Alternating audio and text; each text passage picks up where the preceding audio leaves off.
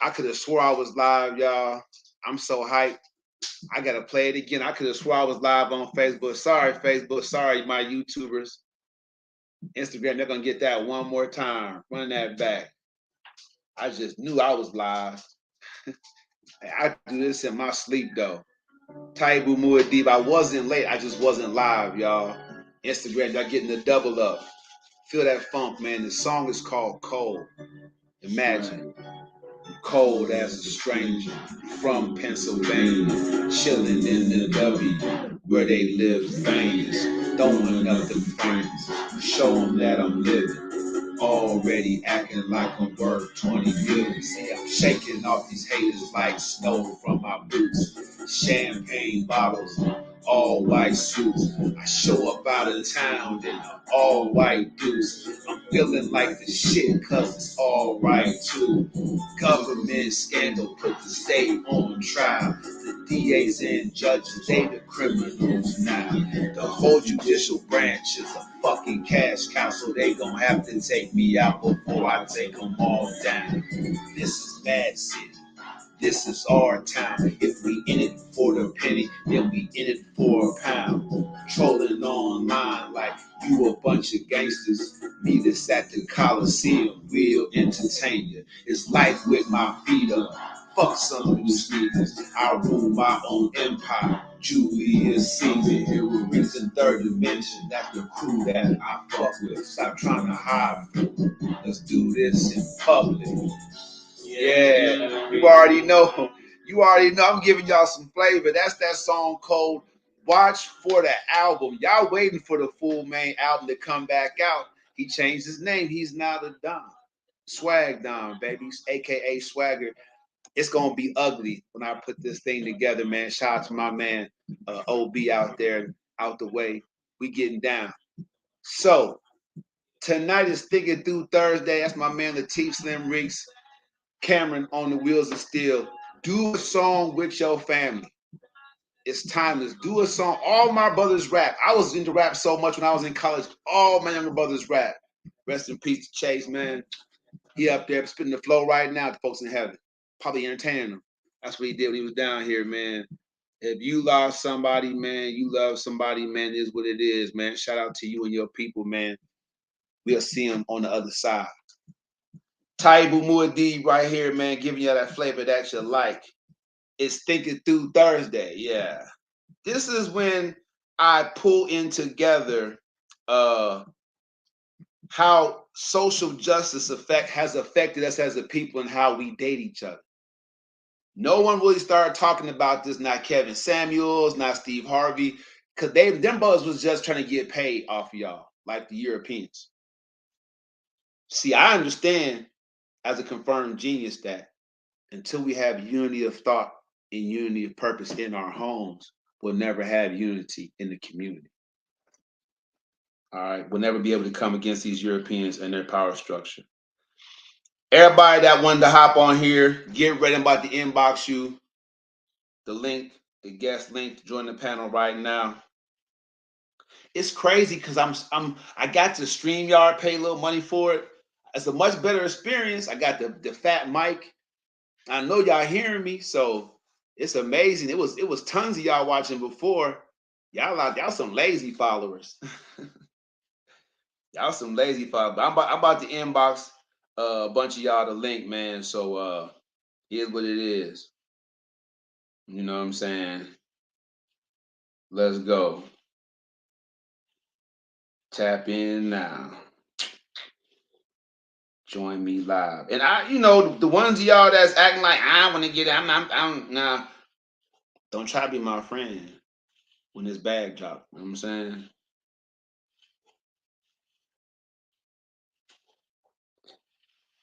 A dog over here.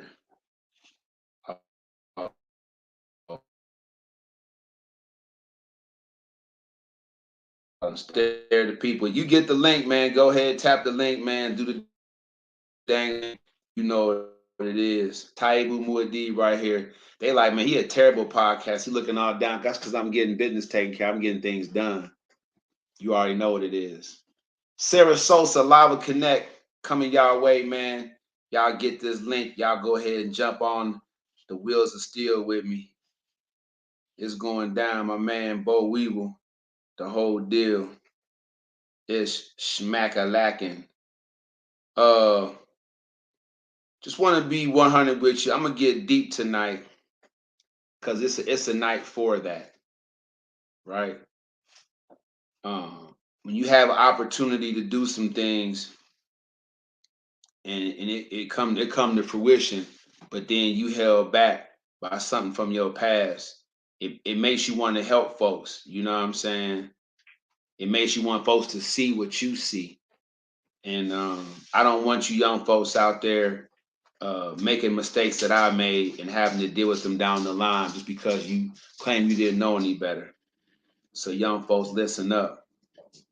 I'm about to put it down for you.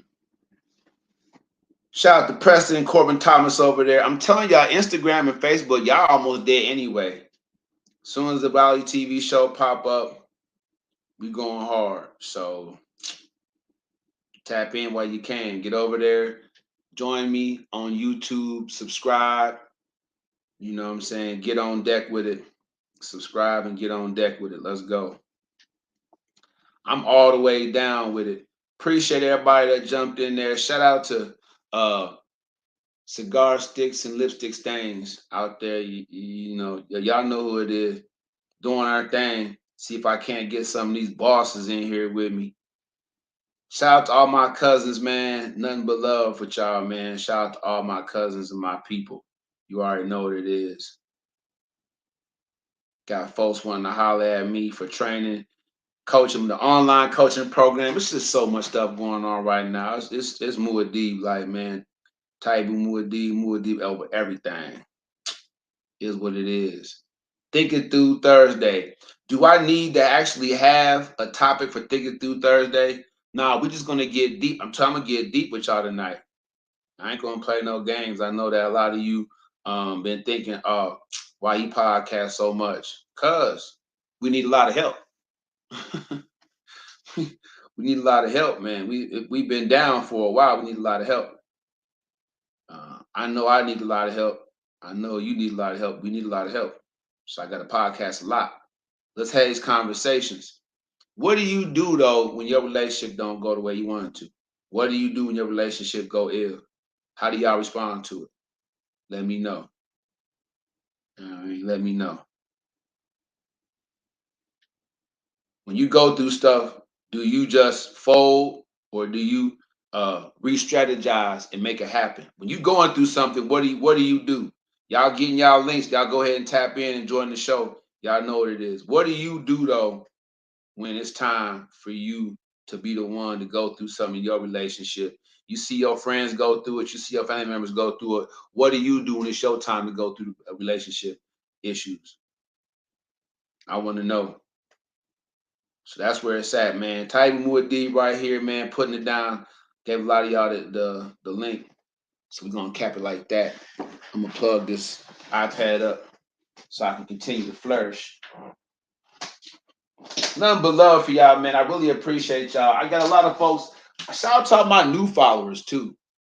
Shout out to all my new fans out there and followers, man. Your mess is going somewhere. If I sent you the link, go ahead and tap in. I got you. It's nothing like it. Let me go ahead and get the sip. All right. This thing kind of food.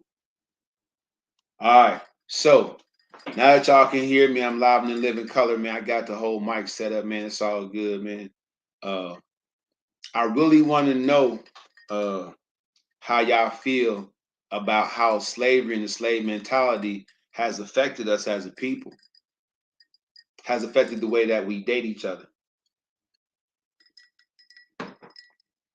You know what I'm saying? Because in the days of slavery, you know, well, look, this is something I found out recently. I'm gonna keep bringing this up till y'all get it. People make a deal about why I changed my name. Some folks they just kind of assume that that's been always been my name, but a lot of folks like, oh man, he changed his name because he's not all the way African, so he changed his name. First things first, I am all the way African. I know Europeans that claim to be South African. Europeans actually claim this because that's what they're taught. They're taught that they rule the world. So Africans over here in America are taught that they're African American, sub American. African, obviously, in America means sub, so sub American.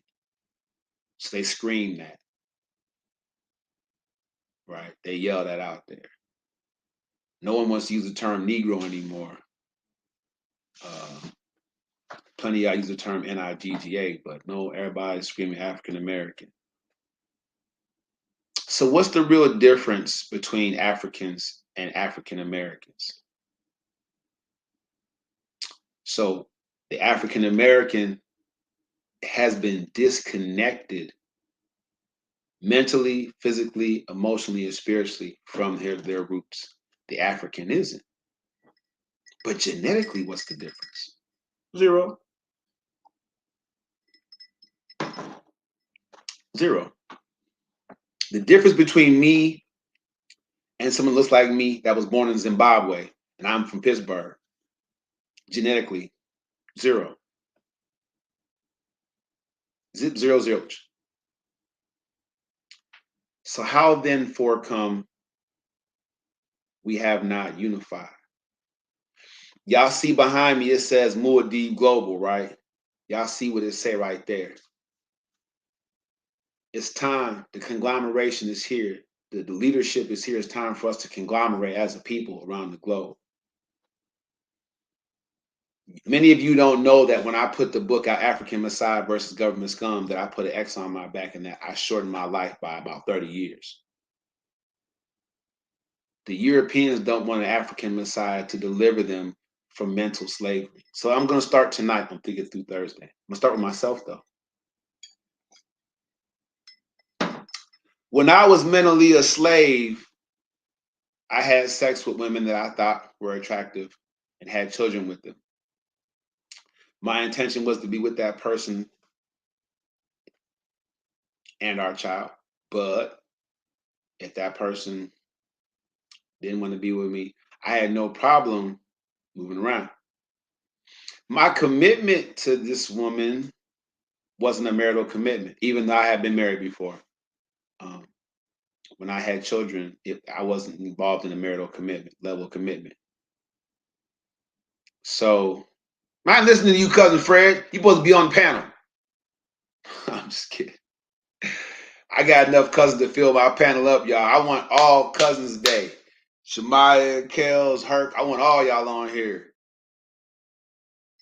Y'all supposed to jump on my panel, man. I got 10 seats. Y'all tripping. But my cousin Fred says we are not fully African or fully American. We're a hybrid. Hybrid. Genetically, that's tough. That's definitely false. Genetically, everybody's still who they us. Then your nationality, the nation, your national creed or whatever you want to call it. Hey, what's going on, Guav? If you want to rock with me over here on YouTube, you should. I'm gonna give y'all the juice though. Let's see what's going on. Join me live. Yeah, cousin Fred though, but that's false genetically. Mentally, emotionally, spiritually, yes, that might be true. It probably is true. But well, it's not even true that way because we don't. What do we know about Africa? except the kids are starving. AIDS come from there. You know what I'm saying? What do we know about Africa? So that's not. It's not even true. Cause so I gotta veto that. Don't shame yourself. Not even be. Don't even shame. Don't shame yourself. You ain't on the live screen. Join me live on YouTube. Put this link over here real quick for folks on my IG page because I'm telling you, I'm a real YouTuber now. So as soon as I'm telling y'all, as soon as this reality TV show thing jump off, shout out to China Gray out there in DC, man, for showing me the light. Uh,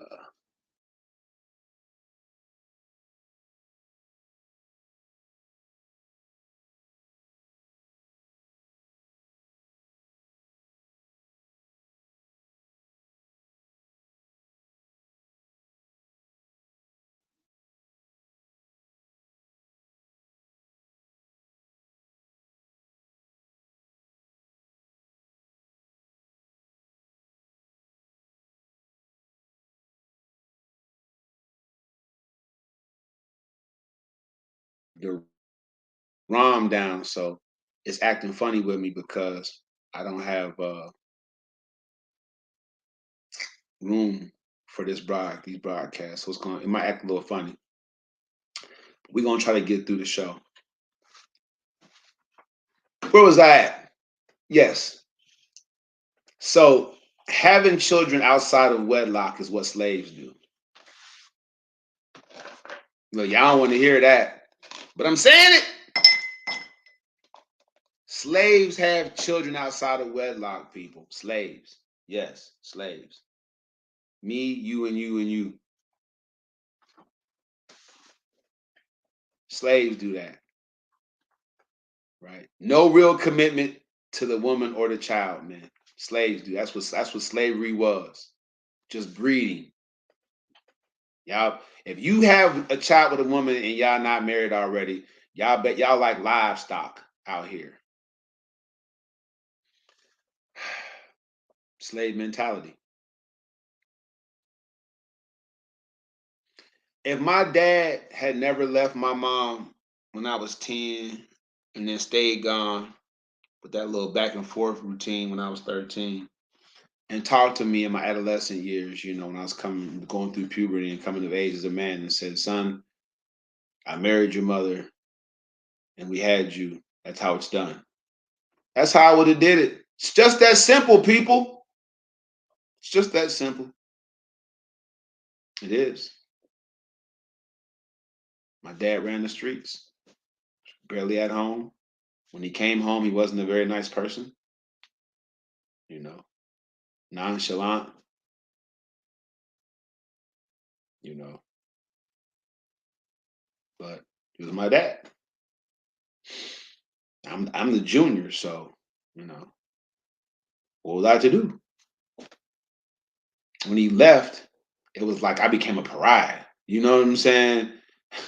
Everybody in the household looked at me like you was riding with him too, wasn't you?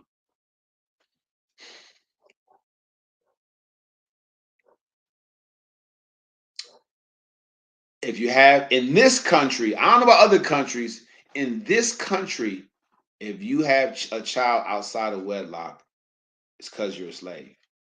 Does that go for Europeans and Latinos too? Yes. Yes. You're just breeding. You're not progeniting. You're not building a legacy. You're breeding. Y'all like animals. I did it then, so at that point in time, I was one of y'all. I don't have any children since I became conscious.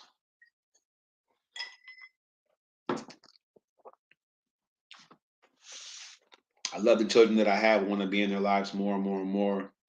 I was blessed to be able to help my only daughter finish school, get through high school, get off into college. So I was blessed with that.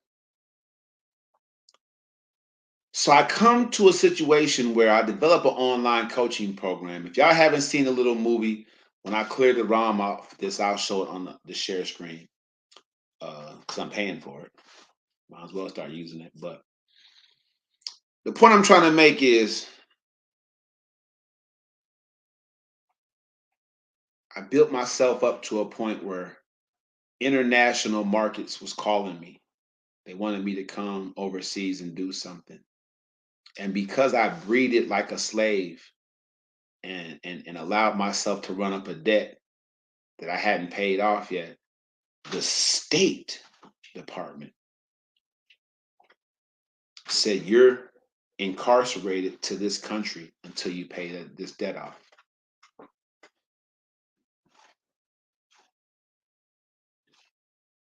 If you can't get a passport, you're either going to smuggle yourself out the country or you're going to deal with this term of incarceration. So, young African people, on Thinking Through Thursday, Taibu Muad'Dib, y'all not animals. You're not. You act like animals, but you're not. You have the power of reason, but you're not using it because no one's requiring it. you to use it. When y'all being raised by adults that value being your friend over being your mentor, your guide, your disciplinarian, they just want to be cool with you. They don't want you to not love them back. When they're more concerned about being cool with you and chummy with you and your friend, you young people, y'all end up out there acting like animals. I went out to the Friday Night Lights. My first, time in Texas, going to the high school football and enjoying that. And afterwards, these kids was running around like animals. Think it through, people. These wasn't homeless kids that just show up to cause problems because everybody in the stadium had something. They like revolting against the community for showing their wealth. All these kids' parents brought them there, where they left home and bust up there. However they got there, they went home to parents, moms, and dads. Y'all feeding and housing these little animals. You know what I'm saying? Y'all these little animals is in these classrooms throwing chairs at substitute teachers. You don't know how to punish your child. They live in your house. You put that child out and see how they act. It's their life though, but you put them out and see how they act. Back in my day, you couldn't live under this roof if you didn't abide by the rules under this roof. Hard, but it's fair. It's a rite of passage. Why would I agree that this is the greatest nation in the world? Because there's no limit to what you can accomplish if you're wise. If you choose wisely and you work hard. You parents, all these young African people, y'all letting them down. See, my parents let us down. In the 60s, after they killed the leaders, no one picked up the torch. Y'all watch that movie Glory. When the African brother holding the flag went down, someone picked it up. But we don't have that in our community. Y'all afraid to die for our progress? Y'all dying anyway. You shoot and killing each other anyway, like animals. I know because I used to be a part of it. It's true. I'm not even ashamed to say it. Because when you do your research, you look back at the life of Muad'Dib, y'all look far enough back, like, man, I'm surprised fam didn't starve to death as a kid. Y'all go on my YouTube page and look at that story. It says finish me. Don't look at the finish me and assume that I was always like this. That I was wise. I spoke well about myself. That I inspired people, right? That I motivated folks to be more. Don't assume it was always like that. It wasn't. Man, I pulled this thing off and I got something that's sticking in my neck. Y'all ever do that?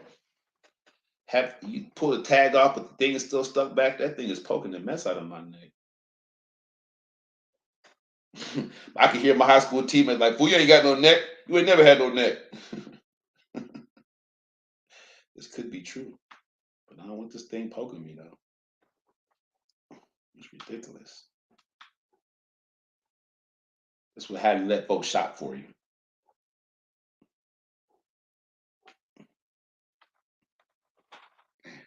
That thing is too much. Woo. It was driving me crazy. All right. So I was about to go out of the country to begin to establish an international brand, Muad'Dib Global, going global.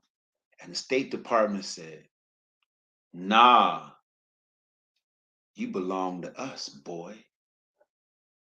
Oh, yeah, you owe us money.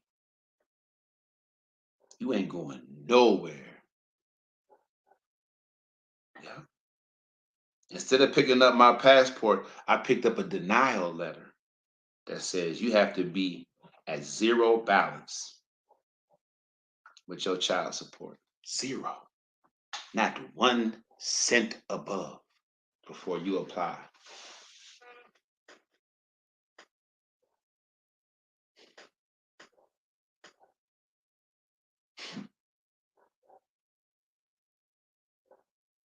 Shout out to all the people out there watching this program, because I'm about to enlighten you to something deep. And I want you to think it through.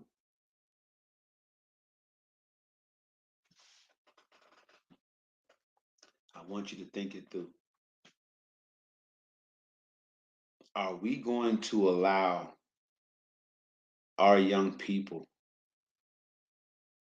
to be incarcerated in their mind by not telling them the truth? My mom and my dad, they didn't tell me the truth. I was ill-equipped to deal with mass incarceration. I was ill-equipped to deal with how much whitey hates me.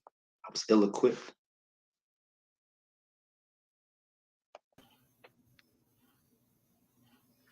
Are we going to allow our young people to suffer the same fate because we refuse to tell them the truth?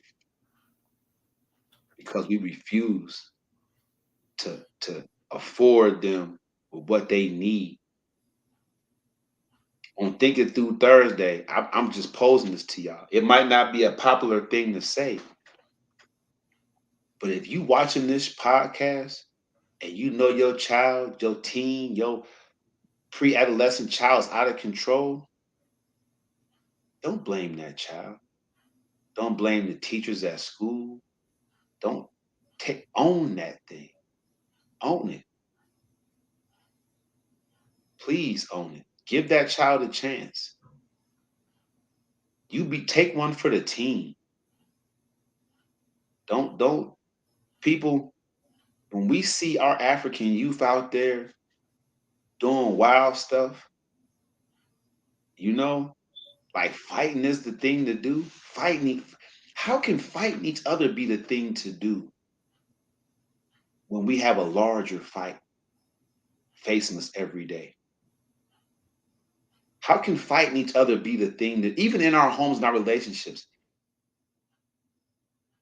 girl, you want somebody else? You want to be on the phone with somebody else? You want to ask somebody else for pictures of their private parts? You got time for that? Fam, you gonna treat your girl like that? You gonna treat your wife like that? You out here running around chasing tail, chasing the cat? You got time for that? Y'all doing these things and these kids are suffering. Y'all animals. Y'all animals raising animals. That's what when the Bible say the blind leading the blind, y'all animals raising animals. And these out of wedlock children that they have are the sins of the parents. Go ahead, cousin Fred. I got my cousin Fred on here right now, man. Thinking Through Thursday, man. I'm making it personal. I'm getting deep. They wouldn't let me go out the country because of a debt I owe.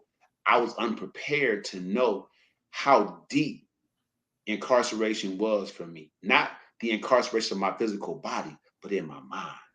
Let's talk about it. Yo, um, I wouldn't I wouldn't classify these young people or animals. You know, I would say they might be misled, misdirected, but ultimately, this whole United States is segregated. You know, they put uh, poor uh, black and brown and segregated communities. You know, um, and then they a lot of times that's where the conflict comes in at. You know, we don't have much, so we try to take from other people who don't have much a lot of times. And that's been a pattern, and it's been the trick. You know what I'm saying? It's been designed like that, set up. you know, and we played the role. You know, I mean, these white communities is not experiencing. There's no such thing as white people. But go ahead. Yeah, are not experiencing this type of, you know, thing. So we got these young people just acting out, just trying to survive. You got people hustling out there on the street trying to make money. They think that's the way of economic success, opposed to going to school, you know, and getting that education, you know. Or you got people who go to school, you know, and really don't understand what's going on, and maybe they go home and their mom and then dad can't help them. You know, they're just not getting that, you know, and maybe their mom and dad don't even know and stuff. Cause. So I'm talking about animals as far as the characteristics, right? When you just gone like when you just gone acting crazy, like nothing can calm you down. Like someone can't just say, here, just take this. It's all right. You don't have to be that way. No, forget that. Ooh, that's an animal, cuz. That's an animal. If you can't speak reasonably to a person that's upset and say, you don't have to act like that, we're gonna go ahead and take care of it. That person's still jacking, that's an animal, because there's no way around that. I don't. Animal puts itself in harm's way to express their feelings, how it feels in the moment, right? A person with the powers to reason, if they don't look at the uh the risk versus reward, they're an animal. Human Yo, beings the need to power look to at reason. risk versus reward. If you're not looking at the risk versus, and like I said, this is a personal night for me. I'm thinking through Thursday, y'all. As a child, as a youth, I was an animal. Now, look, There this wasn't is even there wasn't even no hiding it. I a I lot. did I never looked at the risk versus reward and was like, oh, there's too much risk there. You see what I'm saying? I just went.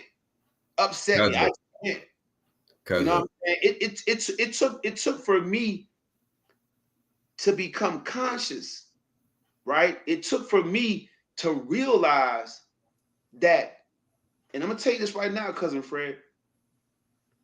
Anybody, regardless of their skin color, regardless of their cultural ethnic background, anybody that lets their feelings control the way they think and not the other way around is an animal. If your thoughts don't control the way that you feel, then you've given up what makes us human and what makes animals animals. Go ahead. bro, cause of a lot of this is because of, you know, the fathers not being in the home, bro.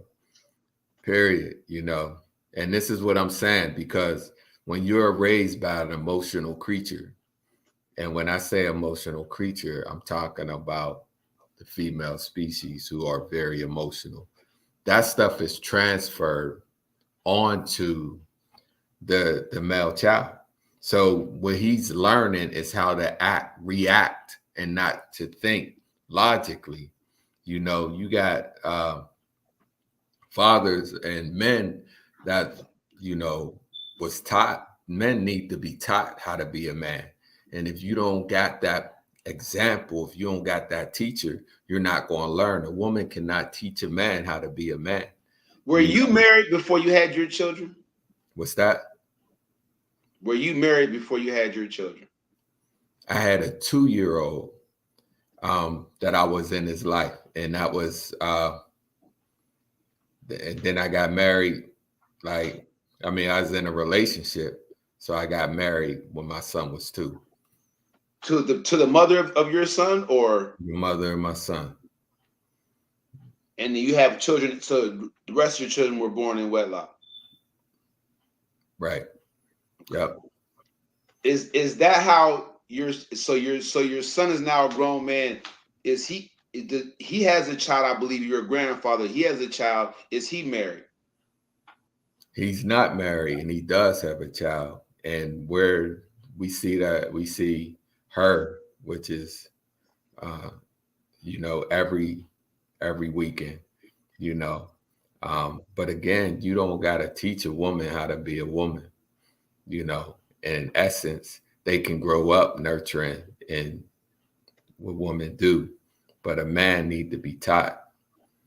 And my kids ain't emotional. They don't respond like that, you know. Um, they got their gun licenses and things like that, you know, and we had those conversations about, you know, being wise about how you handle your business and things like that. But bro, the world's messed up, so we respond like animals. You know, we do. I'm since I'm making it personal with me, I'm putting my personal business out there. I mean, I hope you don't mind. You my cousin. I mean, don't get me wrong. So I have a 21-year-old. He'll be down here this weekend. He doesn't have any children yet, and you have a grown a son, and he has children, and he's not married. Both our sons aren't married. What do you think about the dynamic of how we go about? Because your son was in your life, you're in your son's life, you married his mom, so all he saw was my mom and my dad married. So why do you think he went out there and had a child out of wedlock? uh, you know, but they say you can lead a horse to a well, but you can't make him drink.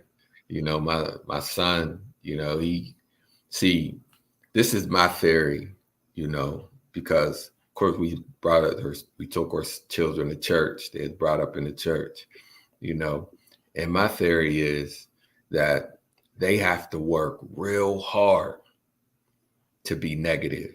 Like my son, you know, was in hot rods and driving without a license and doing all this Yeah. crazy stuff um, with a father in the house, you know, and things like that. But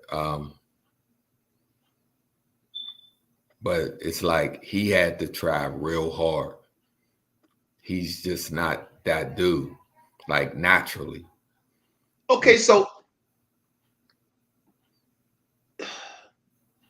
look, people.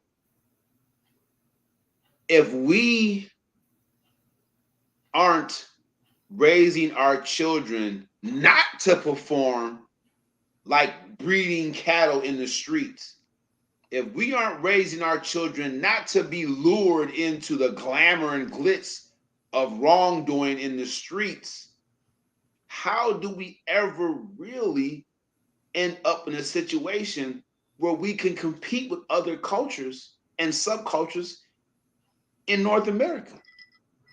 So do you think a parent wake up and just say, you know, I'm not going to raise my kid to do the right thing, you know?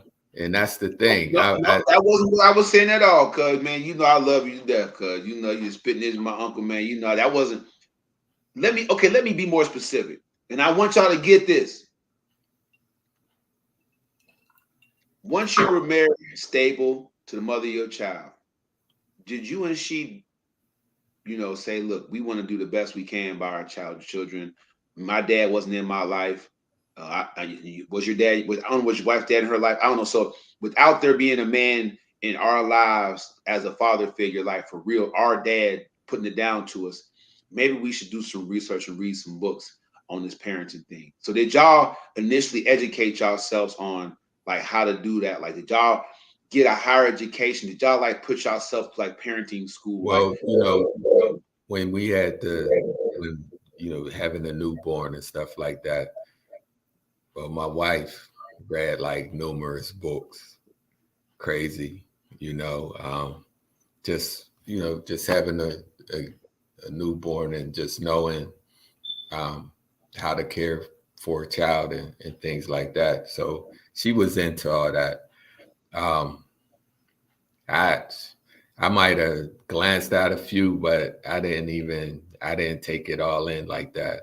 But what I did was I was more so like I had my kids like from 5, 6. I'm coaching them in football down at the field. I have them in soccer. So they're meeting, they're engaging with the community around them on a regular basis. And I was very active in their life. And they played a lot. They played sports from, like I said, 5, 6 all the way up to high school and things like that. I don't want to be. I don't want to beleaguer your point, cuz. But let me ask you this question: when it came time for discipline, how did what was your strategy to make sure that you Bro, were the main you were the main influence, that your children were emulating the life, if not what you live, but above that, or to achieve, you know what I'm saying? Because I mean, at some point, look, people, my cousin, hats off to him. My best friend CJ in Ohio, hats off to him too. Like dads that were in their kids' lives more often than not. Me, I see my kids every once in a while. I mean, unless I'm calling them and even on the phone, the video chat, I see my kids every once in a while. It's not supposed to be like that, but that's what it is right now. but your son, Big John, is a gentle giant, bro. That you had him. He's straight. He's a solid dude. You know what I'm saying? So it, so what you had, it shows that no matter if you had any of your whoever, if they're with you, you take care of them. So and they turn out right. Like whatever you're doing, you laying it down, they listen. So I know that for a fact. Well, I appreciate that, man. I can't wait till John come down so I can get him on the panel live. He can be in the studio with his dad. That's gonna be fabulous. Yeah, right. That So is look, gonna because be. y'all gonna be like, he ain't nothing like you. Yeah, Y'all yeah, gonna be like, he ain't nothing like you. I'm like, y'all just don't know him like I do, man. yeah. No, I, he's I very guess, I guess, I respectful. guess for me, let me say something to you, African people, and I might get a little bit emotional about this. The world is waiting for us to stop being animals, because we used to lead the world in everything, in every train of thought, in all spirituality, all the new inventions, everything new and fresh and fabulous came from Africa. It wasn't but the mineral resources. The European came and got the heart and soul of Africa, came and got us. America leads the whole world in the Olympics, in music, because of us. You think classical music would sell millions and trillions of records? Elvis Presley is a European us. Everybody knows the story. These Europeans I'm talking about, they something else. They whitewashed everything that was African and said we did it.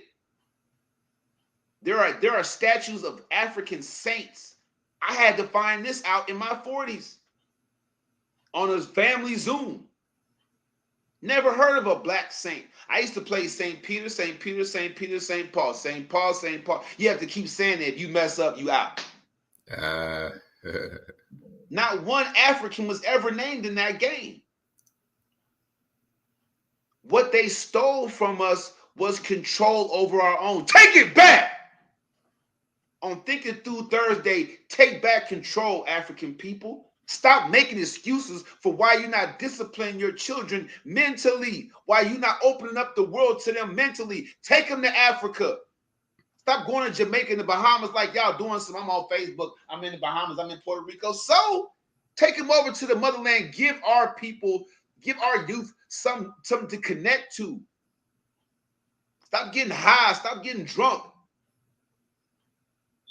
Stop chasing, stop trying to rowboat everything out there in the community. Get some focus. live vicariously through your children. If you haven't been out overseas, go overseas so that they're exposed to it. My the general manager at my club, he talking about, man, look, Taibu, you want to go to Turkey? That's where it's happening. Turkey.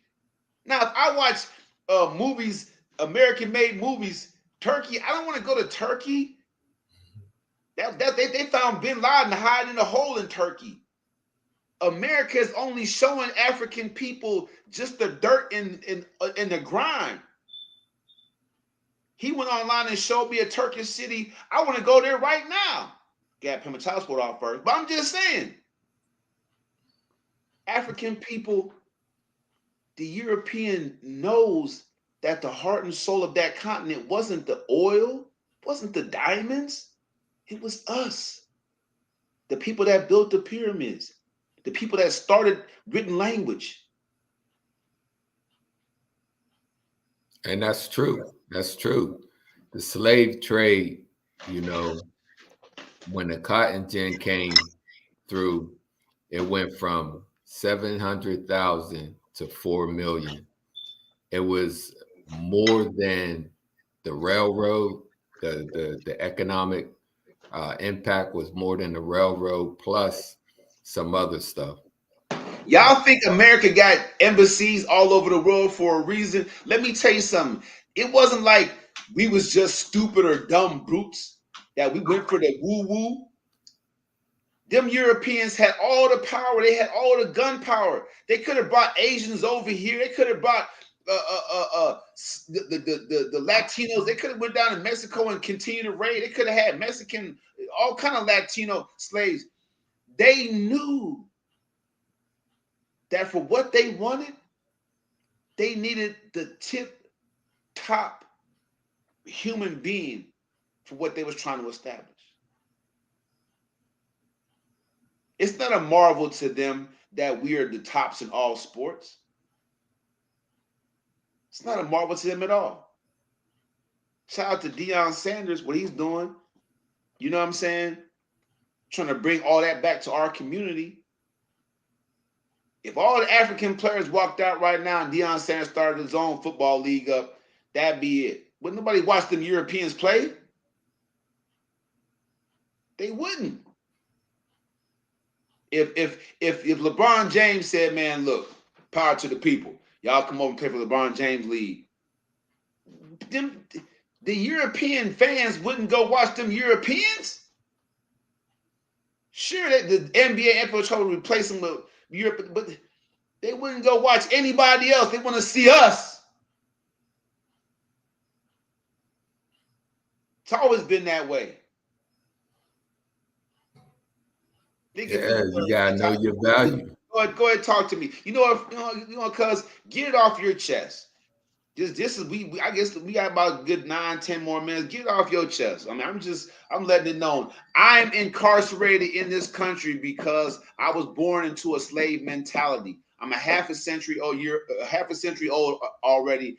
And no matter what I have going for me, I'm still enslaved to this country because I was born into a slave mentality. Don't do it to your youth. My cousin Fred right here, right now, he married the mother of his child. His son has a child outside of wedlock. I'm telling you, it's damnation. You just breeding. Yeah. You know what I'm saying? Bottom line. Yeah, you want the baby without the relationship. I said it earlier, cuz you just breeding because you're not establishing your progeny. You're not putting together a pedigree through your bloodline. You're not establishing no legacy. You're not building upon what they're gonna do when you just breed. And you can't even call them trophies because you ain't win nothing.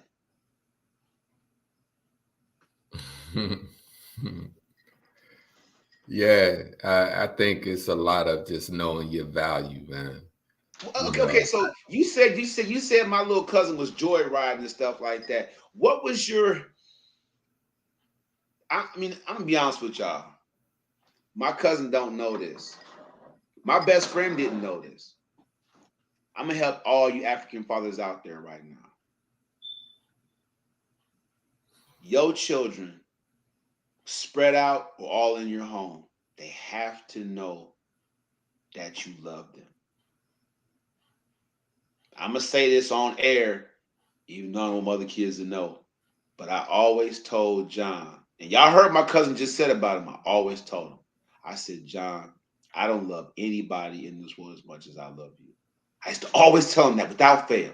Every time I had a chance to see him before he left my sight, went back to his mom, whatever the situation may have been, I always told him, I said, don't forget, I don't love anybody in this world as much as I love you.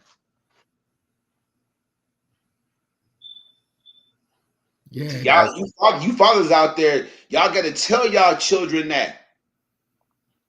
you right, bro. You right. You know, and I didn't say that much, you know.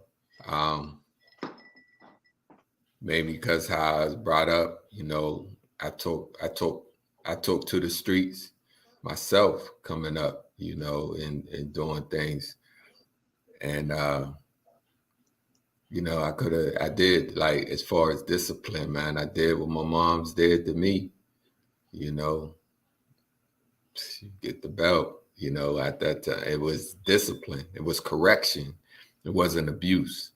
I would never abuse my kids, but I did correct them a lot because they needed corrected and they're respectful more. That's why I think they're respectful, like to their elders and stuff like that. They do things outside of my sight, you know. That's what they was doing when they was young. It was stuff that I didn't know nothing about till it was almost too late and we're going to court or something stupid, you know. But it was, you know, What was your response once you found out that your son was joyriding, doing silly stuff in the community, putting his freedom at risk? for one, you know, I was angry and I let him know that Okay, we so were trying to so that's my cousin. That's my cousin. That was a good answer, y'all. That was a good answer, and I respect you, cuz, for that. Me and mine, I'm gonna tell you something right now. I wouldn't have had even wait. I'd have been like, baby, go ahead, pack him a little overnight bag, put him a couple outfits uh, in, drawers. He gonna bro, be in, he we gonna be I in the homeless mean shelter for a we couple did nights. that with our oldest son. He he was doing some off the wall stuff, The man, and first time, or did it take a while to get like that? you know, we gave him chances, you know, Okay, and okay, okay, okay. So you see, now look. What I'm saying is what my cousin Fred didn't know is that if the ultimate authorities in his life, the people that made him, if they give him chances without them knowing it, people, y'all children are gonna think that society will do the same thing, not knowing that there's a very small margin of error outside the home for African but men. but bro, Go ahead. the end result was crazy. You know, the same system that I work for, we put my son in, you know, and I work for the child welfare system, you know. So we put it, you know, he had to go to the group home and things like that. And that was tough for us, you know. It was tough for him, you know, because a lot of times, even though you send them out, you know, what are they learning from sending them into any of these places? You know what I'm saying? What, you know, what is that doing to their self-esteem? What You know, age did it start to go wrong? You know, when did they go from being a cute little boy when they to hit high school, bro. to When they hit busting? high school was like I remember taking my son to school and he was like, I'm my real self when I'm in school. I'm like, what? What you mean you your real self? You know what I'm saying? I know you all these years. Now you want to cut up. Now that's your real self when you in high school. That was bull crap. You know, and you took them, they go in the front, out the back, or do something stupid. So look, let me give my people some elevation. And this is with a heavy heart because even my own daughter, You know, she had gone for so long without her dad in her life that when we finally had a chance to cohabitate, she never kept it real with me. Listen to what I'm saying right now, my people, the village.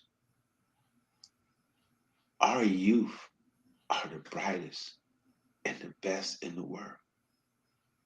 And if you don't instill that in them, if you don't have them expectations, if you don't say it to them, how will they know?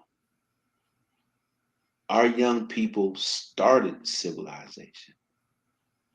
Our young people are the cures for cancer, the the the the people that's going to fix global warming. But until you tell them that, while you focusing on their behavior, make sure you let them know that they are a powerful people beyond measure without reckoning, that no one equates to them. I had to bring my daughter, I had to pick my daughter up out of living in squalor. My daughter, she might not speak to me right now. She have all kind of issues because I'm absolute about what I believe in.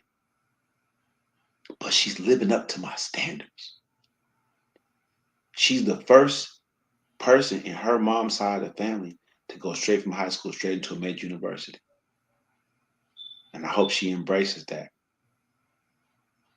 But it took for me to challenge her mental. It took for me to let her know my expectations based on what God gave her. Your son, my cousin, Fred, uh, everybody listening and watching this podcast, there is no such thing as European superiority. It's the biggest joke. If this wasn't so serious, I'd laugh. If a European stood in front of me and said, "I'm better than you, nigger," I'd laugh until I need oxygen.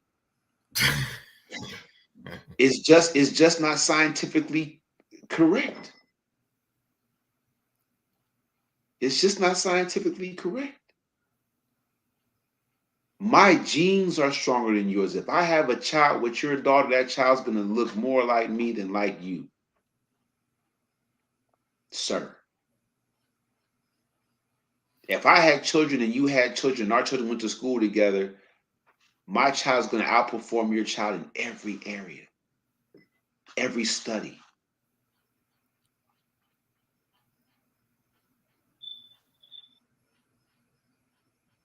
So just you saying that you're superior, or just you thinking is not enough anymore, sir. And African people, if you don't talk to your children and tell them that, that's the only reason why my baby girl in college right now, finna head to college. She know I love her because I went to work. Y'all don't even know. I went to work 48 hours straight sometime because I wanted to take her places and buy her fresh stuff, and I still wanted to pay the bills. I had to show my daughter, if you would have lived with me the whole time, if your mom wouldn't have been THOT the whole time, if she'd have been really real, if she would have wanted you to have your dad in your life, this how your life would have been the whole time with me. I bought her a princess bedroom. The only time she's ever had her own room, and it was just $3,500. I'm about to make my first million next year. That was just $3,500, and she was living like a princess. That's how it was supposed to be. Wall mounted TV, LED lights. When I went and picked her up, it was bugs in the house, dirty clothes on the kitchen table, and it was 15 people living in there.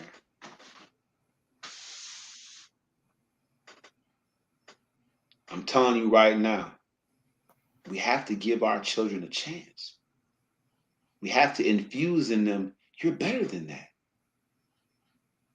It has to be our voice that they hear when they're making decisions out there. I'm going to say this, and I'm going to let you go ahead and talk, Cousin Fred. My little sister, her mom's side of the family is nice in Madison, Wisconsin. I rock with them. I didn't start hanging over there a lot until I heard one Thanksgiving close to my dad's birthday, until I heard My little sister's uncle Fred on her mama's side told the whole party. He cut the music off and hugged my dad and said, "This my best friend." I'm over there then. You know what I'm saying? I'm over there then. You know what I mean? I'm over there. But what happened was his son Pete, you know what I'm saying, was John's age. I wanted them to hang because Pete a cool dude. I seen Pete one day. He said, man, Taibu, he said, your son, man, we was trying to offer him the weed, he wouldn't take it. Which we tried our best to get him high. He wouldn't smoke. He marveled at this. He marveled at this, people.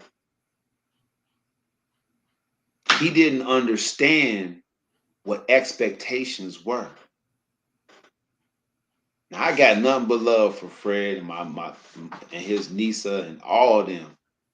I rock with them the long way. But when y'all entitle kids and y'all don't infuse in them what your expectations for them is, and help them to get to a psyche where they begin to have them expectations for themselves. And it's a simple process, but it starts with love. My daughter might not talk to me, but she know her daddy love her. My son coming down, I ain't seen him in a while, but he knows daddy love him. My 12-year-old, he be trying to gut punch me. Dad, I want you here for my birthday. He know what daddy love him. He didn't, cousin Fred, my 12-year-old, he didn't know how much I loved him until I had to go to court, take his mom to court, make him bring him back up there where he's from, Wisconsin, where he was born. And he around me now. And man, my son had a little mouth on him. I had to pull the scrap off. He was like 10. I had to pull the scrap off. I said, son, in the state of Wisconsin, I can whoop you as long as I don't leave my marks on your butt. Your mama can't say nothing. She can call the police right now. They can come. I can still be whooping you. Say it again. Fam was like, he had to fade back for a second. He had to consider that. You know what I'm saying? He had to think twice. He had to consider that, y'all. I said, say it again. Act like you're not going to say yes, sir, when I call your name. Act like you can hear the sound of my voice and not immediately hop up and come see what's going on. Act like, do it again.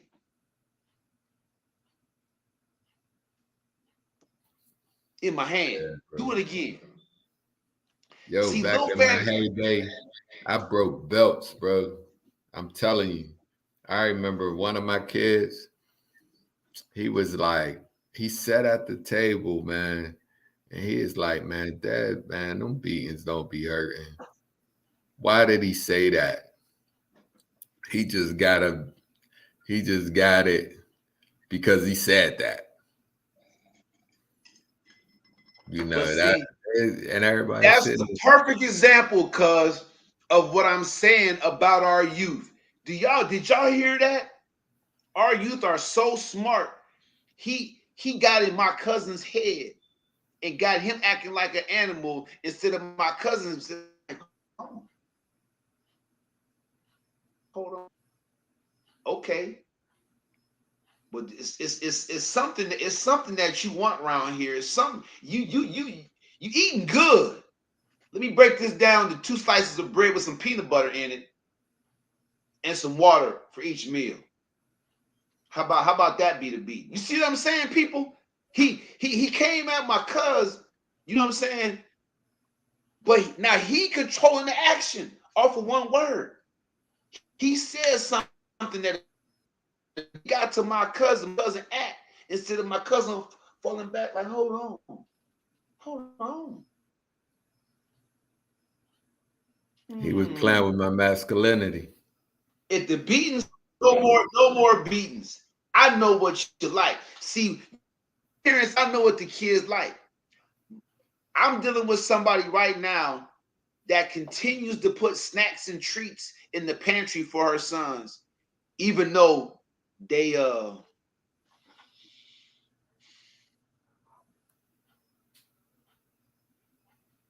could use some extra added direction.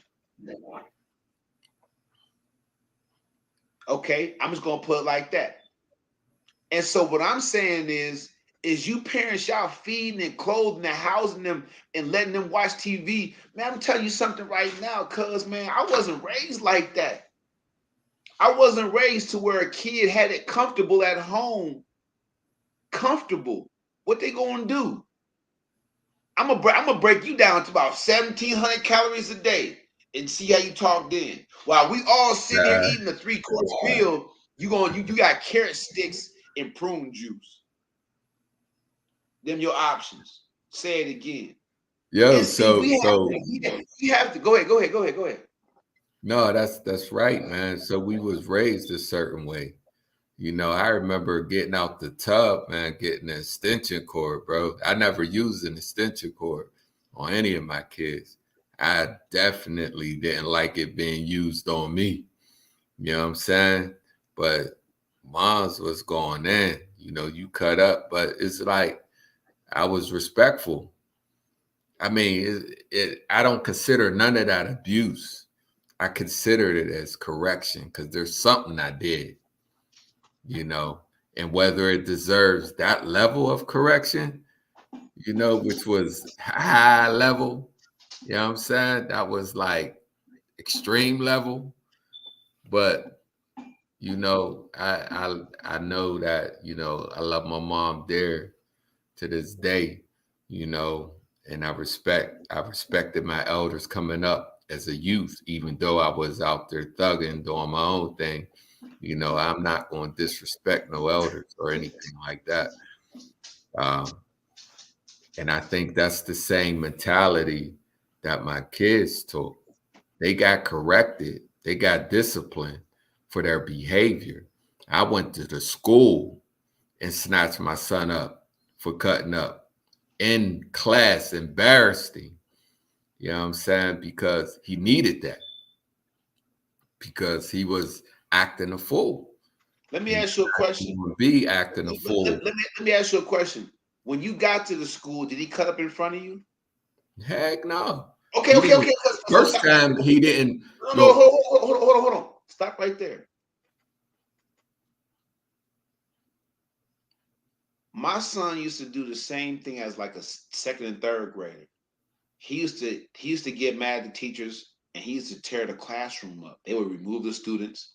They put like 4 or 5 other SEAs in there and just watch him. I went to the school the first time he did that, cuz I looked around the room and guess what I did? I started picking stuff up. what you I do? started I started picking the stuff up. Mm. I started picking, and eventually he started doing. Everybody started cleaning up. Y'all have to understand, our children are smart. Violence only begets more violence. Y'all seen the movie Get Rich or Die Trying? It does not beget wisdom. It does not show love. Violence just begets more violence. African people, challenge your children to be who they were born to be. Show them as they grow older, because the schools ain't going to show your children a positive depiction of who they are. That's why I was an animal. That's why I hit women and I did all kind of drug dealing and drug selling and pimping and pandering, carrying guns, doing stupid wild stuff, stabbing folks. I was out there. Y'all just don't understand. Because no one showed me a positive. One young lady, I met her and we started talking on the bus in Madison, Wisconsin. She was a PhD candidate at her school at the University of Wisconsin, sister from the Carolinas. Her name was Leah. I'll never forget her because I said, you know, I'm into social injustice. You know, let me email you something I've been working on. She saw me again face to face, and she said, "Have you been to school? Did you finish college? You go to a different university?" She was asking me this question. I'm like, no. I didn't finish school. I left to go play football and then work out. She said, if you're writing stuff like this and you don't have any established higher education, you're a genius. And it was at that point did I consider that I might be a genius. I was in my 30s, y'all, before someone spoke genius over me. But Amen. I've come to realize since then, y'all look at my pedigree. Y'all look up Taibu Muad'Dib on Amazon. Look at all the books I put on there. Didn't read the content. Y'all see what I'm doing with the podcast, keeping it all the way 100. When That's she said you're a genius, because she was a stranger and she had read my work, and the way she broke it down to me, I had no reason but to believe her. Now, how come the whole first 3 decades no one told me I was a genius? right, Not my mom, not my dad, not my pastors. bro. Bro, we get that late. You know what I'm saying? Like, no, we don't have that proper guidance, black and brown. We gotta figure it out before we realize it. We're up in age, you know, and now it's our job because we know that even though we got it late, we gotta influence the younger ones to let them know so they can get it earlier. So they don't have to experience going through life not knowing that they're a genius or Your not knowing cousin, that they can do something big. You know what I'm your saying? cousin Elijah emailed his teacher that he was gonna bomb the school. He was gonna blow the school up because they wasn't doing nothing about the bullies.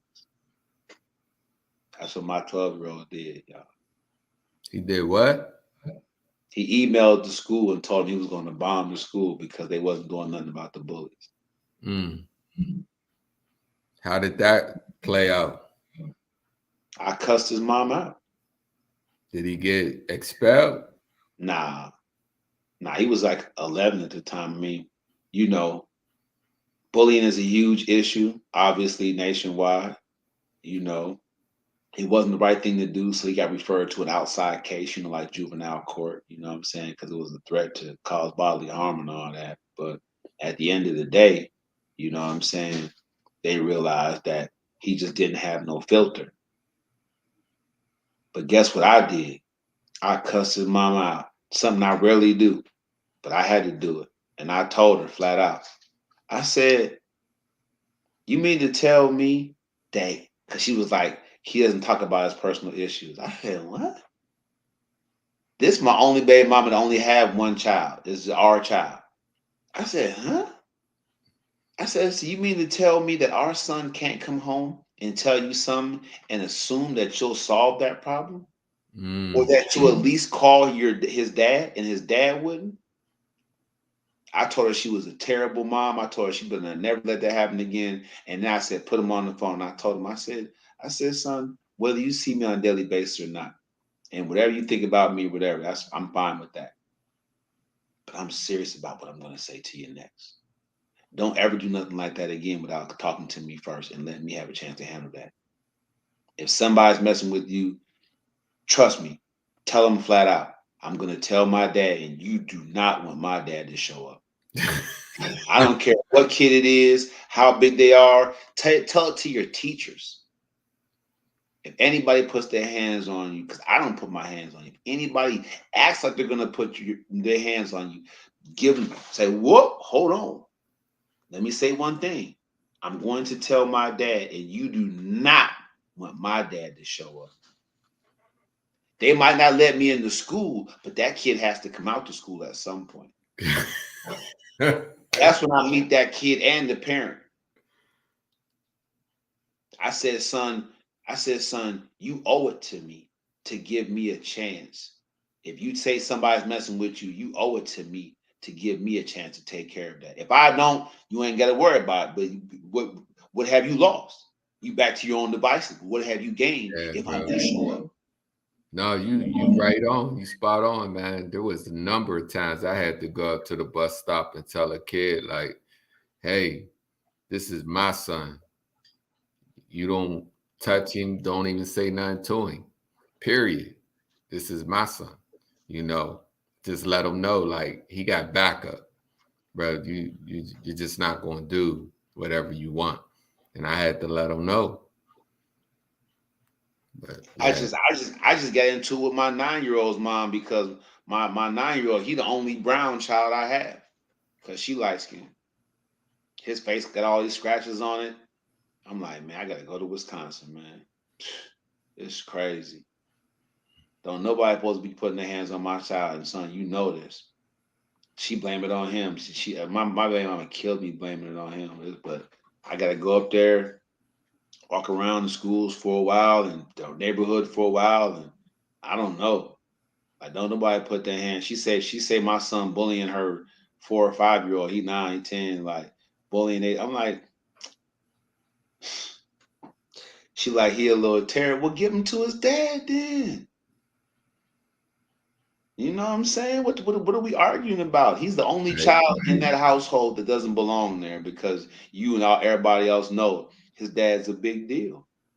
You don't have children by anybody else that's a big deal but me. You can treat my dad a big deal. You can say that big deal, but the only child you have by that's a big deal is me, Taibu Muadi.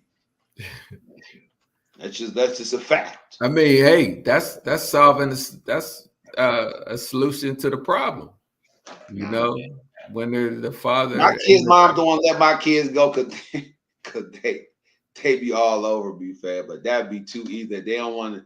They still want to gut. I don't know. Like if you don't really have nothing that you want to do with me, but you know I take care of the kids, man.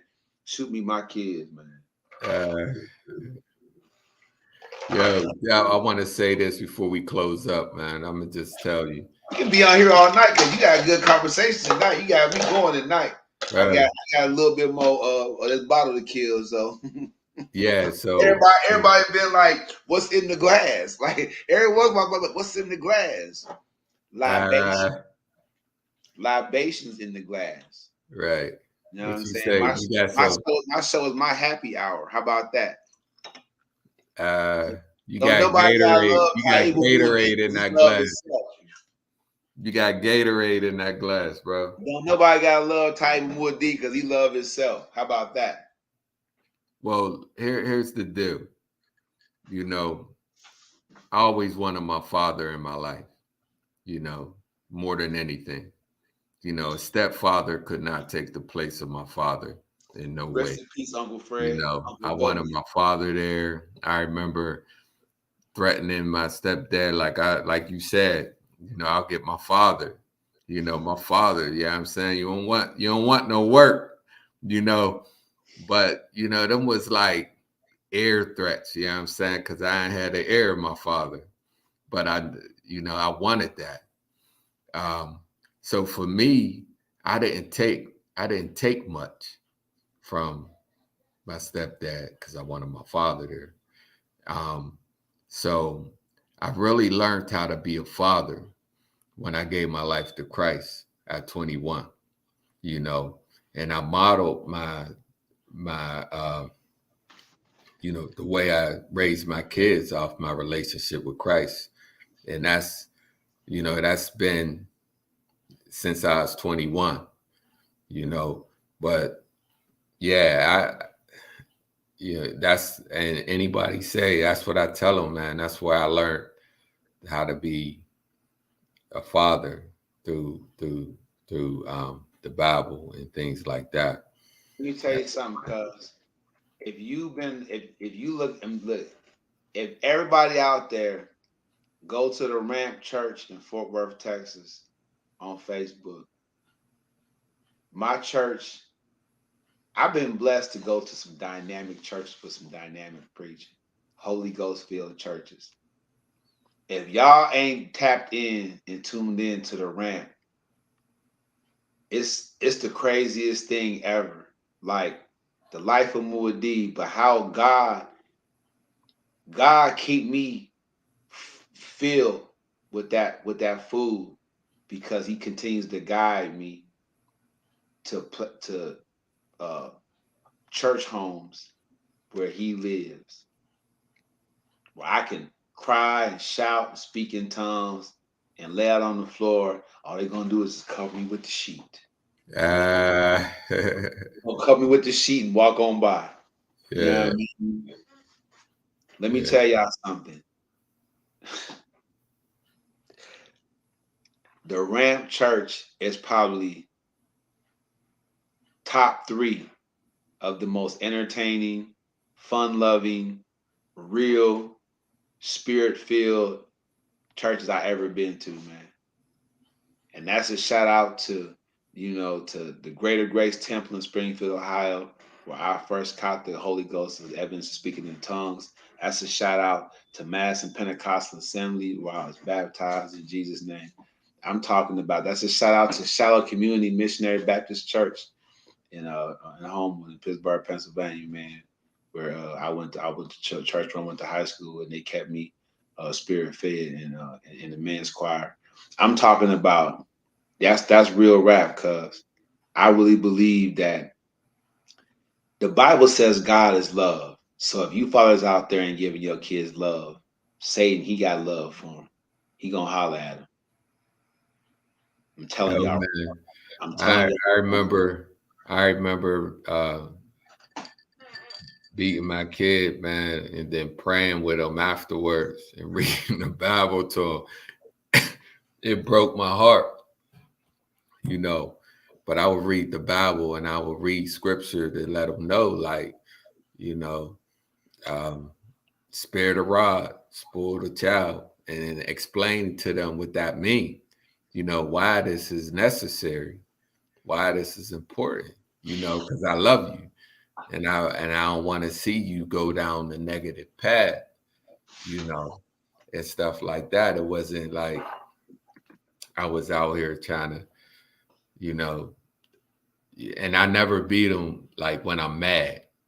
You know, I don't be mad. You know, a lot of people take that out. I don't be mad. I just have to correct them. And sometimes the discipline is the belt, you know, at that time of coming up, you know, and at the same time, you know, I did work in the field, but for me, it was correction. It was, you know, and if people don't understand the difference between abuse and correction, I can explain that to them. You Cuz you know, been in the gym, cuz. See, you got the wife beating wrong, cuz trying to show his shoulders off, cuz. And shot come out my shirt, y'all. Cuz on my show trying to show his beef off, his buff off. What's going on with that, man? What you gonna do with them pebbles? Put them. Them was the stones David threw at Goliath. Put them things away. what, what, what you gonna do with them things? bro, don't hate, appreciate. Fam, I got a bicep bigger than your head. What you talking about? You know, this thing right here, 18 and a half inch. I keep it clean. They ain't done the 18 and a half. It's bigger than your head. Cuz what you talking about? What you gonna do with Yo, that? I at least can get up to your cheek. So I ain't even from your chin to your cheek. Yo, I I can used get to up. win. I used to win money telling fools that I bet my bicep bigger than your head. I used to win a little money doing that. People don't know that about. So I made a little killing off that for a minute. I was catching fools slipping with that. It's like, nah, it ain't. Couldn't. Yo, I It was just talked crazy. to my uncle, man. Westinghouse is killing. Like their football team is crazy. But you know, Westinghouse merged with Wilkinsburg. So Wilkinsburg is now like they got rid of Wilkinsburg High School and they put Wilkinsburg and Homewood together. And he was like, they played Clarendon, and Clarendon is a football, uh, like Powerhouse. yeah, powerhouse. Clarendon is where, yeah, they get down. They crushed them like 44-7 or something, 8. Hey, if y'all tune in on Who Fox with Me Friday, I'm gonna play the city championship in 1992 when it all came back to the house. When yours truly was the MVP of the game. When Taibu Muad'Dib almost single handedly beat the Perry Commodores, the best ever high school football performance in the history of high school sports. I'm telling y'all right now, it was unheard of. The bottom Yeah, you line gotta is, get up there and see them boys, man. They balling. I started it, fam. Wesley No, House had been Westinghouse a went non-factor. down. They was sad for a minute until Wilkinsburg merged with them. Then they What changed I'm what game. I what I'm saying to you is that we won the championship in '92, and then we ran the rest of the '90s. I think who was right next door to us on the East End? Who Was was on? it Older Dice? Was it Nah, on the Older Dice or Brashear? Peabody. Peabody? Peabody took it 1 year, but we won in '92, '93, '94. Then Peabody took it like in '95, and we won it again in '96 and '97. Westinghouse is strong. Wow. Westinghouse, Y'all ran Westinghouse. the tables. I'm telling you right now, man. I'm telling you right now. I started me, Sean Yancey, who day for Ismaili. Shout out to Frank Lockett, rest in peace. Took everybody, man. Who day for Ismaili. My man Darlon Smith, everybody, Khalil Morris, Mo Robinson, we just Jack, El Reedus, right? We've been Bro, we man. and Anthony Williams. We brought the pride back to the house. We Because went of to back-to-back championship when we won that year. We ran undefeated through that year. It's over with. that's Westinghouse. what's up. They That's what's closing up. down. They closing down schools in Pittsburgh, y'all. But because of what happened with a few good men, 1999, y'all tune in. We gonna watch that together tomorrow. Since you brought it up, we gonna watch what started it all for Westinghouse, man, back in Oh, that's what's up. 1992. Yo, man, I'm kind of swole, man, that I didn't get a chance to be there for you to see that. To be in the You gonna same see it though. state. At the game I'm finna show you, people have moved on to a different life, but Grandma Stella was there. Uncle Jeff was there. Uncle Fred was there. Aunt See, that's Stephanie, what I'm saying. she was there. Man, it was a couple there. It was a lot of family members there. I think Byron and Jamar was You there too. I you think it was a lot named of you family named the that was there. first three, and they passed away. Yeah, they was there. When Grandma came and hugged me after the game, I broke down crying like a little baby on everything. I broke down crying like a kid, man. In front of a field full of people, fam. I had gave so much in that game. When Grandma walked up to me, and Grandma Stella was a mob figure, so she walked up, and the family was fan behind her. I'll never forget it. You know what I'm saying? Like the people just it was a pandemonium out there, really. You know what I'm saying? And the crowd just parted. And my little itty bitty grandma walked up, man. And when she hugged me, Yeah, man, she I was just a broke boss. She down was a crying like boss. a baby. I broke down crying like a baby, man. Bro. And then my girlfriend tapped me at the time, August. She tapped me. She was like, and then the TV show crew came up. They was asking me questions. I was like, I was, I was trying to get the snot out. I was like, it was crazy, bro. They had put me on camera. It was nuts. It was one of the best days of my life, fam, for real. But yeah, you gonna get a That's chance what to I'm watch a saying, game. yo. I was in Pittsburgh. You're gonna get a Where chance to watch else? a game that a lot of our people was at and enjoyed seeing your cousin shine for the fam. You know what I'm saying? Put the fam on the map. That's crazy, yo. The That's fact that you didn't come to my high school graduation party with my mom, but all my siblings from Wisconsin, when I invited, because y'all didn't know this, but my grandmas didn't like each other because my dad's mom didn't feel like my mom was good enough for him. So they got married in spite of both grandmas. oh. He went into the army. So you know, so I brought my grandma Henrietta over to the hill over there on Dinwiddie, and we partied. And then that next year, my grandma Henrietta invited my grandma Stella to her birthday party over in Homewood. So Say that. a lot happened, bro. Like I don't know where he was. That's what I'm saying. It's just tragic, bro. Like because my uncle Fred was at both parties. he was Uncle Fred was at both parties, slished. He was slished. Uncle Bubbly was. See, and You see that's the the pictures. deal, man. That's what I'm saying. You see the pictures, man. Uncle Fred. Matter of fact, Uncle Gary had brought Gary Jr. They came to my school. They happened to be in town that weekend. Stephanie, all of them. Yep. So then if we talk about stuff like, you know, the definition of a man and a, you know, father and stuff like that, and I have to ask myself, you know, where do my dad fit on that spectrum? You know, where was he at? You know, what is the definition? I mean, like I said, man, when he's on his deathbed, you know, and they was talking about pulling the plug and things like that. I'm going into where all his family, you know, my aunts and my cousins, and they talk about how great he is, how he was there for them, how he did all this. And then I'm like, I'm sitting there like feeling a certain way because none of that. You know what I'm saying? I didn't get that. They Let me were tell saying he was, let me tell y'all something. My cousin Fred speaking from the heart right now. Go ahead, cuz.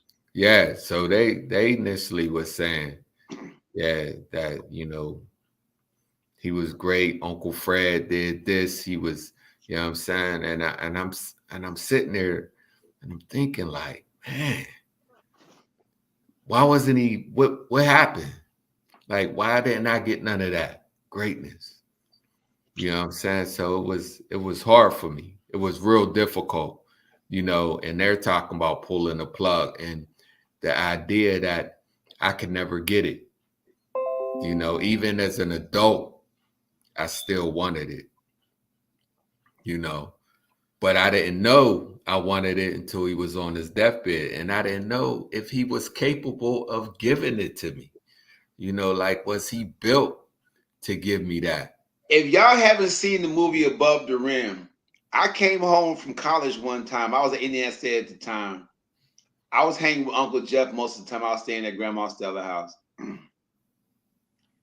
And me, Uncle Fred, Uncle Jeff, my dad, and my sister, may she rest in peace, Michelle, her boyfriend, we was all out there hooping these old heads up there, up hilltop, right?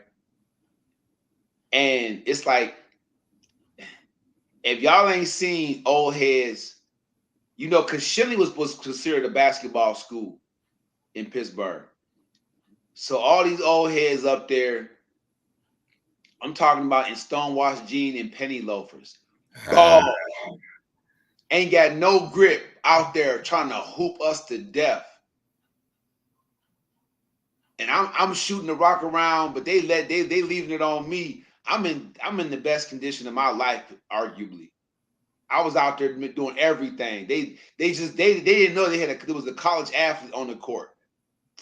That's what it took for us to win them games. And we were literally drinking 40 ounces in between games. Old gold. oh If y'all no. know Uncle Jeff, yeah, we were drinking, we were The sipping OE. 40 ounces of old Yep. gold in between games. It was the craziest day of my life, I swear. Me, my, and so so Uncle Fred, he was out there like uh the sergeant at arms. You know what I'm saying? He was a presence without being a presence. People was disappearing off the court, and my Uncle Fred was just cool. He was just off in the cut, but he was making moves though. They was making me do all the scoring, but I ain't gonna lie though, man. Jesse and me was doing all the scoring, but yeah, my dad just that kind of the fact that you missed them kind of moments, cuz is ridiculous to me. The uncles, the in-laws, man, just that's why I'm gonna come out there. We're gonna all kick it, man. Our second next generation. That's why I brought my kids out there, John and Sasanke. You know what I'm saying? Because man, them was memories. Them was I just unforgettable stuff. Every time we went down to the library to study, unforgettable. And y'all look at my cousin Fred. He kind of like my complexion, like earth tone. His dad is berry black. The gods must be crazy dark. You know what I'm saying? My daughter, if I pull a picture of my Sasanke right now, her and my Uncle Fred had the same complexion. We have a lot of family members that's real dark. Like, I used to ask my Uncle Fred because I used to say, Uncle Fred, why are you drinking this nondescript beer? It doesn't even have a name on it. It just says beer. You know what I'm saying? And my Uncle Fred kept it real. He said he would say T. He said, look, man, the judge told me that second time I went in front of him, if I see you in my court again, I'm gonna lay you down. That's why I drink at home. That's why I drink at home. He said that's why he drink at home. Got his guys keep go to the beer distributor to get the case. That's when he get out of work. That's why I drink at home. Hey, that's what's up. He knew the deal. He wasn't going. Yeah, let me tell y'all something. And my Uncle Fred was a funny son of a gun. You know how when you laugh and you know that you went over your limit? That's how my Uncle Fred would have us. That's why I started calling him Uncle Bubbly. It was me, you, Jay, which was initials for Uncle Jeff, and Uncle Bubbly. And from Century 3 Mall to Monroeville, we was just all over the place doing our thing, man.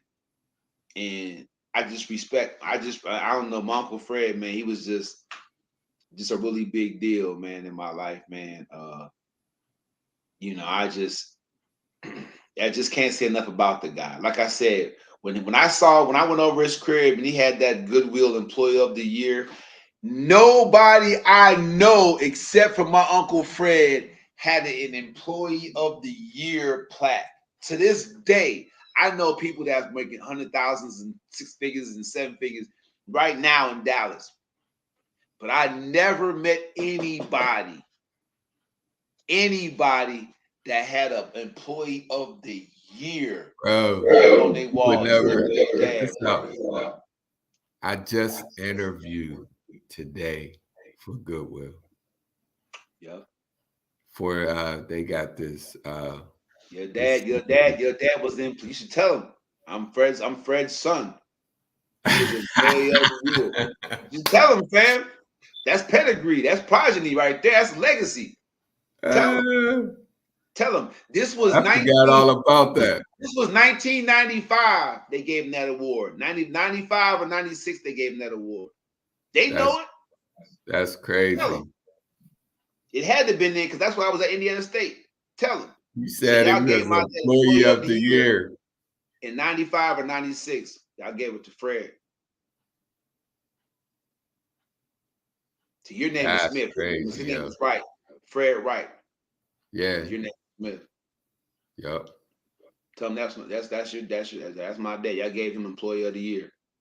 Yeah. If you want the job, cuz do what I'm telling you to do right now. Say y'all gave my dad Employee of the Year in 95 and 96. Real talk. Bro, I was just with my aunt, my dad's brother, or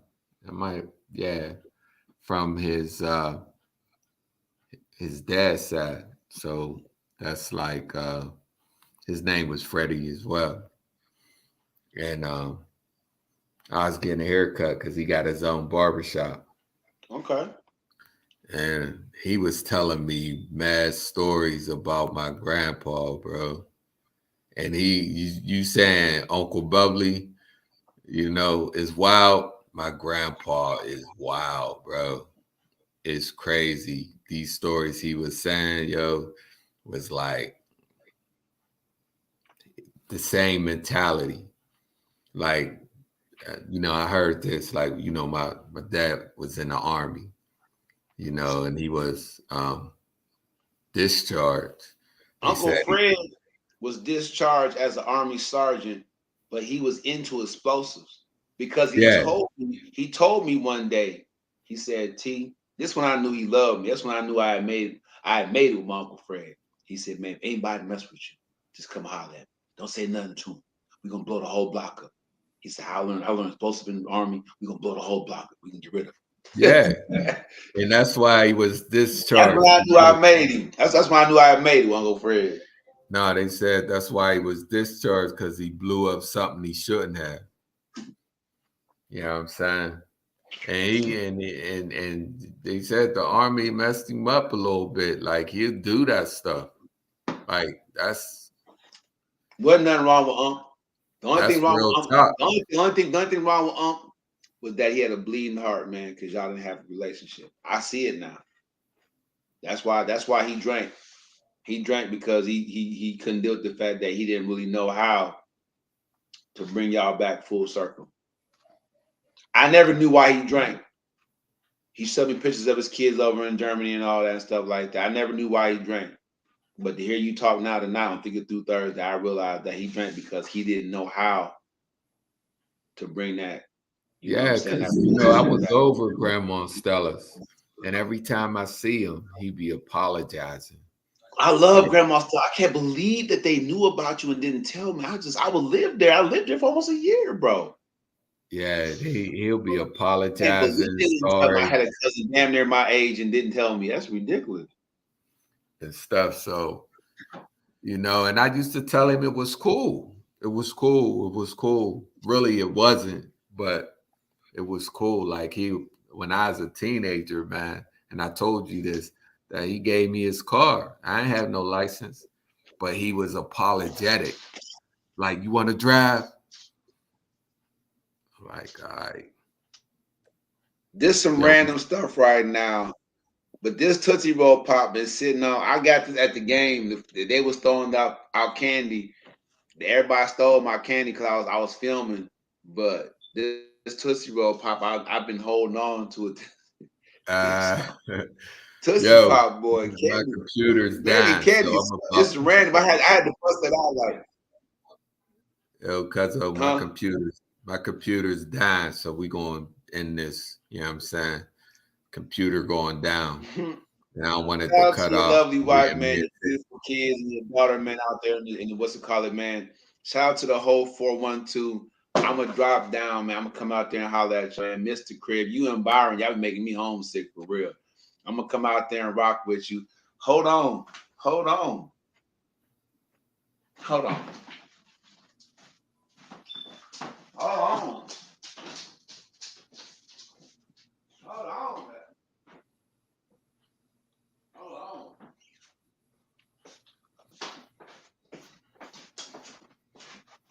Cause you know how I do. Oh, there it is. There it is. Still Black and yellow, black and yellow. You already you know know what what it it is. is. That's what's up. I get my on my fantasy roster. I got George Pickens and I got Pat Firemove. Oh That's what's up, man, bro. I love get it. I money, love it. I love it. get money. Steelers And all day. represent there. Because let me tell you, man, my wife is a Dallas fan, bro. Straight Dallas fan, man. It's horrible. It's I almost was, like I was, I sleeping was. with You know them. what? I found out some BS. You know what I'm saying today, but lightweight though. Me and my son trying to take my girl to a Dallas game though, cause Mm. she a Dallas fan. Yo, what is up with that, yo? Somebody said online they're gonna trade Brittany Griner for the Dallas Cowboys. Yeah. Man, that was hilarious, bro. I laughed for a couple of days off that one. It's All right. Taibu for a day. We went overtime on Euro Mess, man, thinking through Thursday. Let me tell y'all something. If y'all didn't listen to me, speak to your children, African people, and tell them who they really are. That's how we reverse the curse. That's how we break the cycle. I'm Taibu Muad'Dib, African Maasai, with my cousin Fred Smith. This is Muad'Dib Global, the conglomerate. Look for that conglomerate document. Look for the date for the Zoom. We're going to build our own ecosystem. Our own financial ecosystem is going down, man. Shout out to the Steelers and Mike Tomlin, the only African head coach in the league. Y'all don't understand where this is going, baby. Get your weight up. And actually, we picked up Brian Flores, so we stocked, baby. Bro, And Tampa Bay, we going to the Super Bowl because Brian Flores got an axe to grind too. Talk about bro, trick plays. Tampa Bay got a head coach that's African too, though. Who? Tampa Bay. When?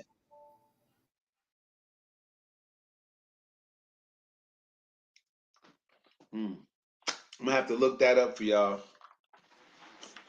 We gotta do some fact checking. We gotta fact check that. Tampa Bay. Tampa Bay head coach.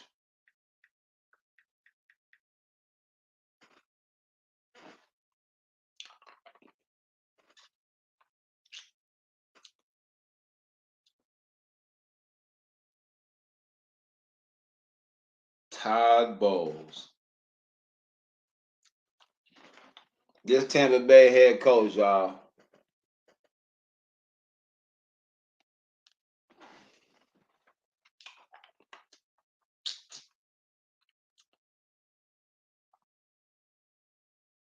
He's 58. It says parents Joan Bowles, like he ain't got no dad. Like Joan went to the sperm bank, you know what I mean? They ain't even list his dad. That's what I'm talking about, African people. We gotta do better.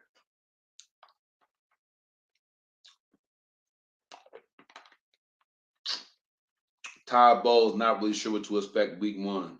Of course they would say that.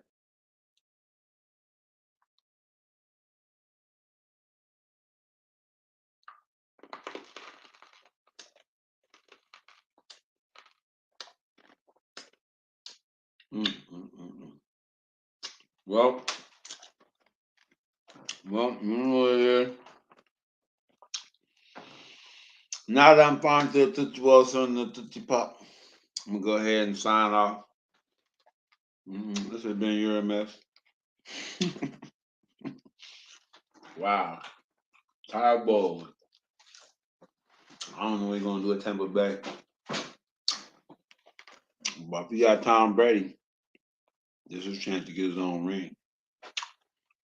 Because Tom Terrific don't play no games.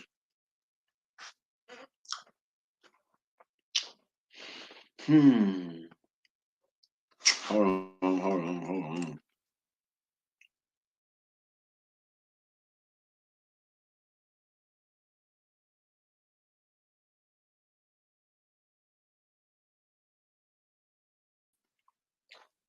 Let me get back off in here. That was a lot. I forgot how much candy was in that thing. Appreciate y'all, man. You're a mess is Bless Your Podcast. Help you come out of a mess to avoid a mess and find something healthy. If you can't find some healthy, go up on the description. Check me out. Go to calendly.com/Coach Taibu, and I will advise you. If you want to elevate your mindset and do something spectacular with your life, get on the First Physical Online Coaching Program, patreon.com/Coach Taibu. Get the workbook, the video masterclass, join the community, and grow. Appreciate y'all. Love y'all, man. See y'all tomorrow for Who Thoughts With Me Friday, when I'm gonna show this Westinghouse football high school game, man. For everybody that loves Westinghouse in Pittsburgh, man. Pittsburgh football, West Pennsylvania's going down. I hope y'all enjoyed the content tonight. Please follow me at Taibu Muad'Dib. You're a mess. The whole deal. You know what it is. Help me get this bag so I can provide y'all with more content that matters.